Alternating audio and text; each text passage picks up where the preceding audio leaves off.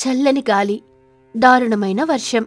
అడవిలో సవతి తల్లి కావ్య పిచ్చుక గొడుగు పట్టుకొని తన పిల్లలు కాని చిన్నారి రాణి పిచ్చుకని చిట్టి తేజ్ కాకిని జాగ్రత్తగా చూసుకుంటూ ఒక చెట్టు కింద నిలబడి అయోమయంగా దిక్కులు చూస్తుండగా, చలిపెడుతోంది పిన్ని, ఇలా చెట్టు పెద్ద బండరాయి కాకుండా ఏదైనా ఇల్లు చూడు పిన్ని, మనం అందులోకి వెళ్ళుందాం.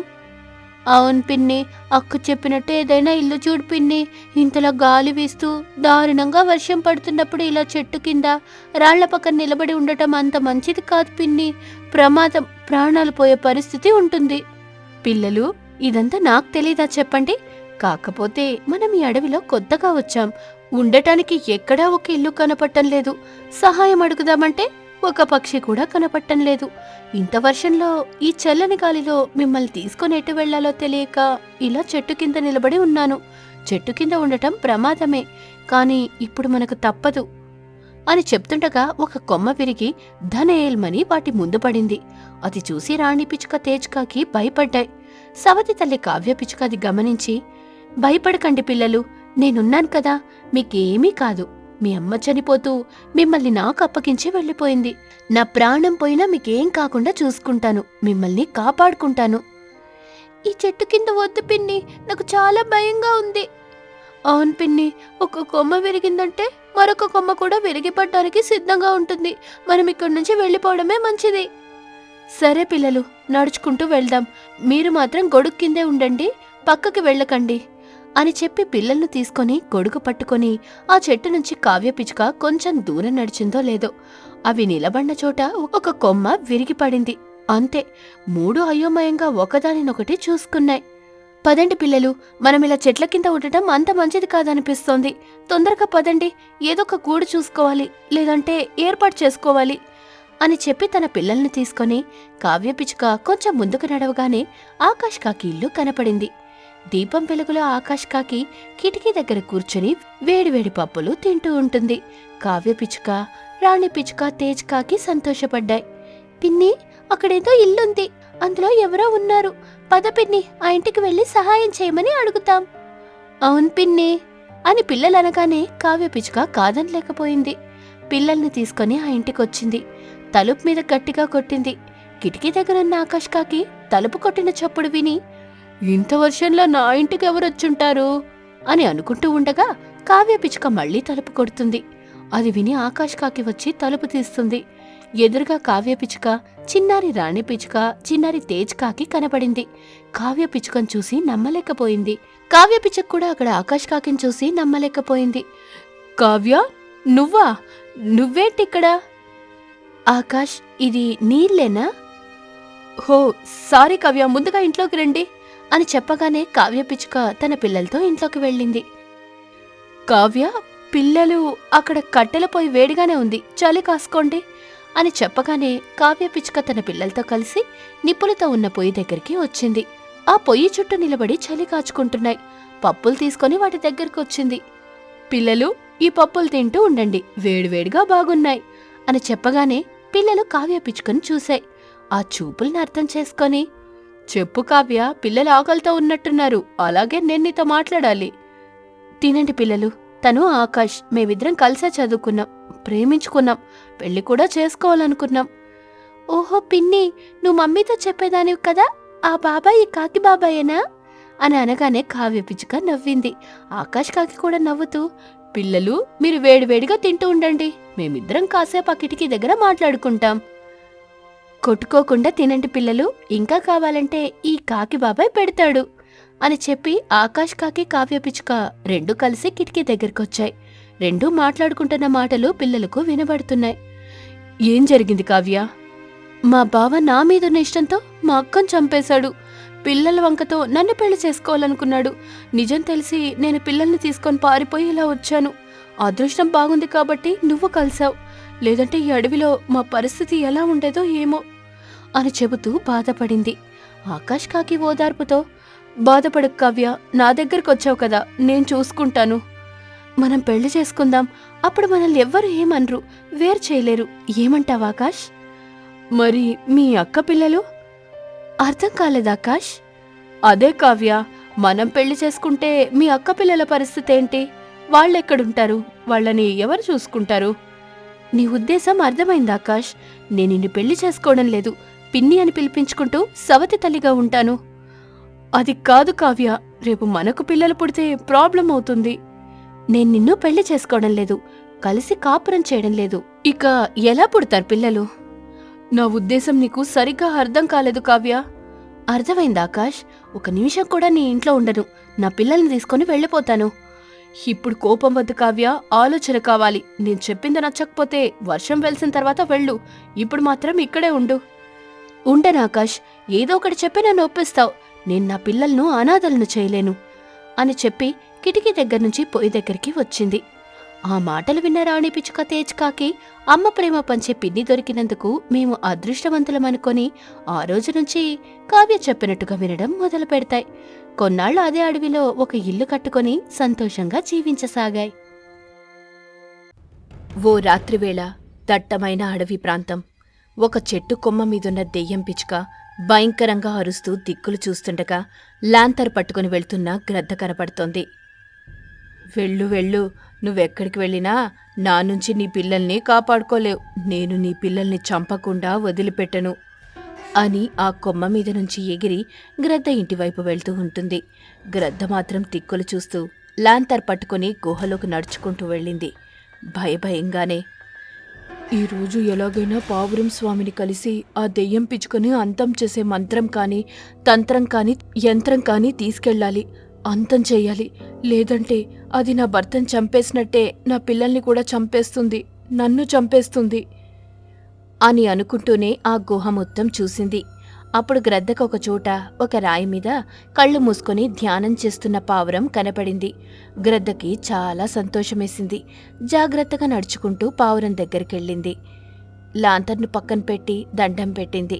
పావురం నెమ్మదిగా కళ్ళు తెరిచి, చేజారిన తర్వాత వస్తే ఫలితం ఏమిటి గ్రద్దా అని పావురం అనగానే అయోమయంగా చూస్తూ, అలా అనొద్దు స్వామి, ఎలాగైనా నా పిల్లలు బతకాలి. ఏం చేసినా దెయ్యం పిచ్చుక చేతిలో నీ పిల్లలు చావడం తప్పదు. అది దెయ్యం పిచ్చుక పగ, ప్రతీకారం. అప్పుడు దాని ఆత్మ పరమాత్మలో కలుస్తుంది. అప్పటి వరకు ఏం చేసినా, ఎంత చేసినా, ఎలా చేసినా ఫలితం ఉండదు. ప్రాణాలతో నీ పిల్లలు నీకు దక్కరు అని పావురం చెప్పగానే గ్రద్ద కన్నీళ్లు పెట్టుకుంటూ బాధగా, ఎన్నో శక్తులు, మహిమలున్న మీరే అలా అంటే ఎలా స్వామి? నేను చెబుతున్నానంటే నువ్వు అర్థం చేసుకోవాలి గ్రద్ద. నీ పిల్లలను ఆ దెయ్యం పిచ్చుక నుంచి ఎలాగైనా ఏం చేసైనా కాపాడుకోవడానికి నువ్వు నా దగ్గరకొచ్చావు. నీ పిల్లల్ని ఎలాగైనా ఏ విధంగానైనా చంపడానికి ఆ దెయ్యం పిచ్చుక నీ ఇంటి వైపు వెళ్తోంది. భయంతో బతుకుతున్నాను స్వామి, ఇక మీరు భయపెట్టకండి. నా బిడ్డల్ని ఎలాగైనా కాపాడండి. విధిరాతను ఎవ్వరూ తప్పించలేరు గ్రద్ద. ఈ విషయంలో నేను మాత్రం ఏ విధంగా సాయం చేయలేను. మంత్రం చెప్పలేను, యంత్రం ఇవ్వలేను. నీ ధైర్య సాహసాలతోనే నీ పిల్లలను కాపాడుకోగలవు. ఆ ధైర్యం లేకనే మిమ్మల్ని వెతుకుతూ వచ్చాను స్వామి, నా పిల్లలను కాపాడండి అని పావురం స్వామిని గ్రద్ద వేడుకుంటుంటే దెయ్యం పిచ్చుక గ్రద్ద ఇంటి కిటికీ మీద వాలింది. లోపల మొత్తం చీకటిగా ఉంటుంది. దెయ్యం పిచ్చుకకి ఏమీ కనపడటం లేదు. తన పిల్లలతో ఇంట్లో పడుకొని ఇంటికి పూర్తిగా చీకటి చేసింది. ఆ గ్రద్ద ఉద్దేశం ఏమిటో నాకు అర్థమైంది. కానీ తెలివి తక్కువ దానిని కాదు, నాకున్న శక్తుల గురించే తెలీదు అని దెయ్యం పిచ్చుక ఆ ఇంట్లో వెళ్ళింది. అంతే, ఆ ఇంట్లో ఒక విధమైన వెలుగు వచ్చింది. దెయ్యం పిచ్చుక నవ్వుతూ మంచం వైపు చూసింది. ఆ మంచం మీద గ్రద్ద లేదు, దాని పిల్లలు లేరు. దెయ్యం పిచ్చుక ముఖంలో నవ్వు లేదు. కోపంగా చూస్తూ, గ్రద్ద లేదు, దాని పిల్లలు లేవు అంటే అది ఇక్కడ కాకుండా మరెక్కడో ఉంటుందన్నమాట. ఎక్కడుంటుంది? నాకు తెలియకుండా తన పిల్లలను ఎక్కడ దాచిపెడుతుంది? ఎక్కడ జీవనం సాగిస్తుంది? దానికి చిలుక, కాకి, కొంగ సహాయం చేస్తుంటాయి కదా అని అనుకుంటూ ఉండగా ఇంతకుముందు లాంతర్ పట్టుకొని నడుచుకుంటూ వెళ్ళిన గ్రద్ద గుర్తుకు వస్తుంది. అమ్మ నా గ్రద్ద, లాంతర్ పట్టుకొని అటు నడుచుకుంటూ వెళ్తున్నావంటే నన్ను డైవర్ట్ చేయడానికని అనుకున్నాను. కానీ ఇలా నీ పిల్లల్ని ఇక్కడి నుంచి షిఫ్ట్ చేసి అక్కడెక్కడ దాచిపెట్టావని అనుకోలేదు. వస్తున్నా, నువ్వు వెళ్ళిన వైపే వస్తున్నాను అని దెయ్యం పిచ్చుక గ్రద్ద ఇంట్లో నుంచి బయలుదేరుతుంది. గ్రద్ద మాత్రం పావురం స్వామిని బతిమాలుతూ ఉంటుంది. గ్రద్ద, మంత్రం చెప్పలేను, యంత్రం ఇవ్వలేను, కానీ సలహా ఇవ్వగలను. ఇక నీ సామర్థ్యం మీదే నీ పిల్లల భవిష్యత్తు ఆధారపడి ఉంటుంది. ఆ సలహా ఏమిటో చెప్పండి స్వామి. నా ప్రాణాలను దారబోసి నా శక్తిని, నా తల్లి ప్రేమను చూపిస్తాను. దెయ్యం పిచ్చుకకి అగ్గంటే భయం. నిప్పు నీ దగ్గర ఉన్నంత వరకు ఆ దెయ్యం పిచ్చుక నిన్నేమీ చెయ్యదు. ఇక నుంచి నిప్పునెప్పుడు నీ దగ్గర పెట్టుకోవాలి. నిన్ను నీ పిల్లలను కాపాడేది ఆ నిప్పు మాత్రమే. ఇక వెళ్ళు అని చెప్పగానే గుండె నిండా దెయ్యం పిచ్చుక నుంచి తన పిల్లలను కాపాడుకోగలను అనే గుండె ధైర్యంతో ఆ గుహ నుంచి గ్రద్ద బయటకొచ్చింది. లాంతర్ పట్టుకొని ముందుకు నడుస్తూ, నా అంచనా ప్రకారం దెయ్యం పిచ్చుక నా ఇంటికి వెళ్ళుంటుంది. అక్కడ నేను, నా పిల్లలు దానికి కనబడం. దాంతో మరింత కోపం తెచ్చుకుంటుంది. నా ఫ్రెండ్స్ చిలుక, కాకి, కొంగ వీటిలో ఏదో ఒక దాని దగ్గర నా పిల్లలున్నారని అనుకుంటుంది. కానీ నా పిల్లలు వాటి దగ్గర లేరు అని అనుకుంటూ అలా ఆకాశంలోకి ఎగురుతుంది గ్రద్ద. దెయ్యం పిచ్చుక చిలుక ఇంటికి వచ్చింది. చిలుక భయపడుతూ, నాకు తెలుసు పిచ్చుక, నువ్వు ఖచ్చితంగా నా ఇంటికి వస్తావని. నేను కూడా నిన్ను చూడాలనే అనుకున్నాను. పోనీలే గ్రద్ద పుణ్యమా, నిన్ను చూశాను. ఎలా ఉన్నావు? ఇప్పుడు నేను నీ దగ్గరకు వచ్చింది నీతో నేను బతికున్నప్పుడు గడిపిన క్షణాల గురించి మాట్లాడడానికి కాదు. అందుకే నేను ముందే చెప్పేశాను గ్రద్దకి థ్యాంక్స్ చెప్పుకోవాలని. అంటే గ్రద్ద పిల్లలు నీ దగ్గర లేరన్నమాట. చూస్తున్నావు కదా పిచ్చుక, నా ఇంటిని ఎక్కడైనా కనిపించినా, శబ్దం చేసినా నువ్వు తీసుకెళ్ళిపోవచ్చు. నేనేమీ అభ్యంతరం చెప్పను. తీసుకెళ్లొద్దని నేను నిన్ను బతిమాలను. అంత ఖచ్చితంగా చెబుతున్నావంటే ఆ గ్రద్ద పిల్లలు నీ దగ్గర లేరని అర్థమైంది. అయితే ఖచ్చితంగా కాకి దగ్గరే ఉండుంటారు. కాకి దగ్గరే తేల్చుకుంటాను. నేను నీతో మాట్లాడాలని అనుకుంటున్నాను పిచ్చుక. ఇప్పుడు నేను బతికున్న నీ స్నేహితురాల్ని కాదు చిలక, చనిపోయి దెయ్యమైన దెయ్యం పిచ్చుకని. నాతో నువ్వు మాట్లాడేదేముంటుంది చెప్పు. వస్తాను. గ్రద్ద పిల్లల్ని చంపాలని టార్గెట్ పెట్టుకున్నాను. చంపేయాలి. అది కాదు పిచ్చుక అని చెప్పబోతుండగా దెయ్యం పిచ్చుక అక్కడి నుంచి వెళ్ళిపోయింది. ఏ పక్షికి తెలియకుండా అడవిలో గ్రద్ద ఒక గూటిని ఏర్పాటు చేసుకొని ఆ గూటిలో తన పిల్లలతో ఉంటుంది. ఇప్పుడు గ్రద్ద ఆ ఇంటికొచ్చింది. గ్రద్ద ఇంట్లో దీపం వెలుగుతూ ఉంటుంది. గ్రద్ద మంచం మీద పడుకున్న తన పిల్లల్ని చూస్తూ, ఆ దెయ్యం పిచ్చుక ఎలాగైనా నా బిడ్డల్ని తినేస్తానని చెప్పింది. ఏ క్షణమైనా రావచ్చు, ఎప్పుడైనా దాడి చెయ్యొచ్చు. నా బిడ్డలను నేను కాపాడుకోకుంటే తల్లిని ఎలా అవుతాను? రానివ్వు. ఆ దెయ్యం పిచ్చుక చావు ఈరోజు నా చేతుల్లో తప్పదు అని అనుకుంటూ ఎదురు చూస్తూ ఉంటుంది. దెయ్యం పిచ్చుక కాకింట్లోకి వెళ్ళింది. కాకి భయభయంగా చూస్తూ ఉంటుంది. తన ఇంట్లోకి వచ్చిన దెయ్యం పిచ్చుకను చూస్తూ భయపడుతున్న కాకి, నువ్వు నా ఇంటికెందుకొచ్చావు? నేనేమి నీకు అపాయం తలపెట్టలేదు. ప్రమాదం కానీ నమ్మకద్రోహం కానీ చేయలేదు కదా. భయపడక కాకి, నేను నిన్నేమీ చెయ్యను. నీకు నాకు ఎలాంటి విరోధం లేదు. శత్రుత్వం అంతకంటే లేదు. మరి నా ఇంటికి ఎందుకు వచ్చినట్టు పిచ్చుక? తెలిసి అడుగుతున్నావా, తెలియక అడుగుతున్నావా కాకి? తెలిస్తే నేనెందుకు అడుగుతాను పిచ్చుక? నా గురించి నీకు బాగా తెలుసు కదా. నువ్వు బతికున్నప్పుడు మనం ఎంత స్నేహంగా ఉండేవాళ్ళం. చనిపోయి దెయ్యం అయ్యాక అన్నీ మర్చిపోయావా పిచ్చుక? ఇప్పుడు నాకు అవన్నీ గుర్తులేవు. ఒకవేళ ఉన్నా గుర్తుకు రావు. నేను వాటిని గుర్తు చేసుకోను. ఇప్పుడు నేను చేయాల్సిన పని ఆ గ్రద్దని తన పిల్లల్ని చంపడం. నిజం చెప్పు కాకి, ఆ గ్రద్ద తన పిల్లల్ని తీసుకొని ఎక్కడికి వెళ్ళింది? ఎక్కడుంటుంది? చెప్పు కాకి అని దెయ్యం పిచ్చుక అడుగుతుంటే విచారంగా కిందకు తలపెట్టిన కాకి తనలో తను, గ్రద్ద గురించి తన పిల్లల గురించి చెప్తే ఆ గ్రద్ద ఘోరంగా తన ముక్కుతో పొడిచి పొడిచి చంపుతుంది. తన కాళ్లతో నన్ను 2 ముక్కలు చేస్తోంది. కసి తీరలేదని నా పేగులను, వామ్మో వద్దులే, గ్రద్దతో పెట్టుకోవడం అంత మంచిది కాదు. దానికంటే దెయ్యం పిచ్చుక ఎంతో బెటర్. తెలీదని ఏడుపు ముఖం పెడితే అది నిజమని నమ్మి నన్ను ప్రాణాలతో వదిలిపెడుతుంది, నా ఇంటి నుంచి వెళ్ళిపోతుంది అని అనుకుంటుండగా కాకిని చూస్తున్న దెయ్యం పిచ్చుక, చూడు కాకి, నువ్వు ఏడుపు ముఖం పెట్టగానే నిన్ను వదిలిపెట్టి ఇక్కడి నుంచి వెళ్ళిపోతానని మాత్రం అనుకోకు అని అనగానే కాకి షాక్ అవుతుంది. కళ్ళు పెద్దవి చేసి దెయ్యం పిచ్చుకను చూస్తుంది.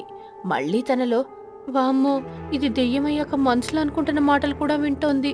ఇప్పుడు ఎలా తప్పించుకోవడం అని అనుకుంటూ అయోమయంగా చూస్తుంది. అర్థమైంది కాకి, ఏదో ఒకటి చెప్పి తప్పించుకోవాలని చూస్తున్నావు. సరే, ఆ గ్రద్ద తన పిల్లలతో ఎక్కడుందో నాకు చెప్పొద్దు, నేనే తెలుసుకుంటా. కానీ ఒక్కటి మాత్రం చెప్పు కాకి, ఏమిటి దెయ్యం పిచ్చుక? మనకు పెళ్లి జరిగి మనకు పిల్లలు పుట్టినప్పుడు ఈ గ్రద్ద వచ్చి నన్ను పిల్లల్ని ఎంత బతిమాలినా వినకుండా దారుణంగా కిరాతకంగా నువ్వు చూస్తుండగానే చంపేసి తింటున్నప్పుడు నువ్వేం చేస్తావు? మన పిల్లల్ని నిన్ను ఆ గ్రద్ద నుంచి రక్షించడానికి నాకున్న శక్తిని బలాన్ని వాడతాను, పోరాడతాను. అయినా కాపాడుకోలేకపోయావు, నువ్వు బలయ్యావు. మన కుటుంబం చావుకు కారణమైన వాణ్ణి దెయ్యమై వేటాడి వెంటాడి చంపేస్తాను. ఇప్పుడు నేను చేస్తున్నది అదే కాకి అని చెప్పి దెయ్యం పిచ్చుక అక్కడి నుంచి వెళ్ళిపోయింది. కాకి ఊపిరి పీల్చుకుంటుంది. దెయ్యం పిచ్చుక ఒక చెట్టు మీద వాలింది. ఈ గ్రద్ద తన పిల్లల్ని తీసుకొని అడవి నుంచి మాత్రం వెళ్ళిపోలేదు. ఇదే అడవిలో ఎక్కడో ఒకచోట దాక్కుని ఉంది. తన పిల్లల్ని కాపాడుకుంటోంది. కాని ఎక్కడా, ఎలా? తన పిల్లల్ని కాపాడుకోవాలంటే ఆహారం కావాలి. గ్రద్ద కానీ గ్రద్ద పిల్లలు కానీ మాంసం తప్ప మరేం తినవు కదా. మరి ఈ గ్రద్ద ఎక్కడి నుంచి మాంసం తీసుకుపోతుంది? ఎలా తీసుకెళ్తోంది? గ్రద్దకి ఎవరో సహాయం చేస్తున్నారు. ఆ చేస్తున్నది ఎవరన్నది తెలుసుకోవాలి. అప్పుడే నేను దాక్కున్న గ్రద్దను చూడగలను, దానిని దాని పిల్లల్ని చంపగలను అని అనుకుంటూ ఉండగా దెయ్యం పిచ్చుకకి పారుతున్న సెలయేర్ సౌండ్ వినబడుతుంది. ఇక్కడెక్కడో సెలయేరు ఉన్నట్టుంది. ఆ సెలయేర్లో ఏదో కదులుతున్న సౌండ్ వస్తోంది. బహుశా గ్రద్ద కావచ్చు అని క్షణం కూడా ఆలస్యం చేయకుండా అక్కడి నుంచి సెలయేర్ దగ్గరికి వస్తుంది. ఆ సమయంలో ఆ సెలయేర్లో కొంగ చేపలు పడుతూ ఒక రాయి మీద పెడుతూ కనపడుతుంది. అప్పుడు దెయ్యం పిచ్చుకకు అర్థమైంది, ఈ కొంగ ఇలా చేపలు పట్టి గ్రద్దకు తీసుకెళ్ళిస్తుందని. పిచ్చుక ఒక బండరాయి మీద వాలింది. హలో కొంగగారు అని చెప్పగానే కొంగ చేపలు పట్టడం మానేసి దెయ్యం పిచ్చుకను చూస్తోంది. అంతే, కొంగ హడలిపోతుంది. అక్కడ్నుంచి పారిపోవాలని దిక్కులు చూస్తోంది. పారిపోయే ప్రయత్నం చేస్తే ప్రాణాలు పోతాయి. ఆ తర్వాత నీ ఇష్టం. నన్నేం చేయకు, నన్ను వదిలిపెట్టు. నేను నీ జోలికి రాలేదు, నిన్నేమీ అనలేదు. వదిలిపెడతాను కానీ గ్రద్ద తన పిల్లలతో ఎక్కడుందో చెప్పు. అది చెప్తే నేను నిన్ను వదిలేస్తాను. ఇంకెప్పుడు నీ దగ్గరికి రాను. నిజం చెప్తున్నాను దెయ్యం పిచ్చుక, ఆ గ్రద్ద తన పిల్లలతో ఎక్కడుందో తెలీదు. అవునా? సరేలే, ఇంతలా చేపలు పట్టి ఒడ్డుకేస్తున్నావు ఎవరి కోసం? నా కోసమే పిచ్చుక. నిద్ర పట్టడం లేదని అలా షికారుకొచ్చాను. అప్పుడు నాకు సెలయేర్లో ఆడుకుంటున్న చేపలు కనపడ్డాయి. అన్ని చేపలను ఒకేసారి చూడ్డం మొదటిసారి. అంతే, పట్టి పెట్టుకుంటే ఎప్పుడో ఒకప్పుడు పనికొస్తాయి కదా. ఇప్పుడు పట్టి పెట్టుకుంటున్నావు అంతే కదా? అవును, అంతే అంతే. ఎందుకు అంతలా కంగారు పడుతున్నావు? గ్రద్ద తన పిల్లలతో ఎక్కడుందో నీకు తెలుసు, కానీ చెప్పవు. ఇప్పుడు చూడు అని చెప్పి దెయ్యం పిచ్చుక రాయి పట్టుకుని కొంగ మీదకు దాడి చేసింది. తలకి దెబ్బ తగలడంతో కొంగ అడ్డం పడింది. దెయ్యం పిచ్చుక అక్కడ్నుంచి ఎగిరి ఆ పక్కనే ఉన్న చెట్టు మీద వాలింది. రాయి మీదున్న చేపలను చూస్తూ ఉంటుంది. కొంత సమయం గడిచిన తర్వాత గ్రద్ద నెమ్మదిగా దిక్కులు చూసుకుంటూ ఆ చేపల దగ్గరకొచ్చింది. దెయ్యం పిచ్చుక గ్రద్దను చూసి సంతోషపడింది. మొత్తానికొచ్చావు, దొరికిపోయావు అని గ్రద్ద చేపలను తీసుకొని ఎక్కడికి వెళ్తుందో చూడాలనుకుంటుంది. చేపల కోసం వచ్చిన గ్రద్ద సెలయేరు ఒడ్డున పడి ఉన్న కొంగను చూసింది. కంగారు పడుతూ కొంగను లేపింది. లేకుంగా లేవే, ఏం జరిగిందో చెప్పు. ఎవరు నిన్నెలా గాయపరిచింది అని అడుగుతుండగా దెయ్యం పిచ్చుకొచ్చి గ్రద్ద ముందు వాలింది. అంతే, గ్రద్ద దెయ్యం పిచ్చుకను చూసి అక్కడ్నుంచి వేగంగా వెళ్ళిపోతుంటే దెయ్యం పిచ్చుక దాడి చేయడం మొదలుపెట్టింది. కాళ్లతో ముక్కుతో గ్రద్దని పొడవడం, తన్నడం చేస్తూనే గ్రద్ద గాయపరుస్తూ ఉంటుంది. గ్రద్ద బాధపడుతూనే భయపడుతూనే దెయ్యం పిచ్చుక నుంచి తప్పించుకొని రహస్యంగా కట్టుకున్న ఇంట్లోకి వెళ్ళింది. దెయ్యం పిచ్చుక ఆ ఇంటి కిటికీ దగ్గరకొచ్చి వాలింది. ఓహో, నీ పిల్లలతో కలిసి ఇక్కడే ఉంటున్నావా? ఈరోజు నువ్వు నీ పిల్లలు నా చేతిలో చస్తారు, నా పగ తీరుతుంది అని అంటుండగా గ్రద్ద తెలివిగా తెచ్చిపెట్టుకున్న కిరోసిన్ డబ్బా తీసుకొని దెయ్యం పిచ్చుక మీద పోసింది. అది కిరోసినాన్ని దెయ్యం పిచ్చుక తెలుసుకునేలోపు గ్రద్ద అగ్గిపుల్ల గీసి దెయ్యం పిచ్చుక మీద వేస్తుంది. అంతే, దెయ్యం పిచ్చుక కాలుతూ గ్రద్ద ఇంట్లోకి వెళ్తుంది. గ్రద్ద తెలివిగా ఆ ఇంటి నుంచి బయటకొస్తుంది. దెయ్యం పిచ్చుక కాలిపోతూ గ్రద్ద పిల్లల కోసం చూస్తుంది. కానీ ఆ ఇంట్లో గ్రద్ద పిల్లలు లేవు. దెయ్యం పిచ్చుక కాలిపోయింది.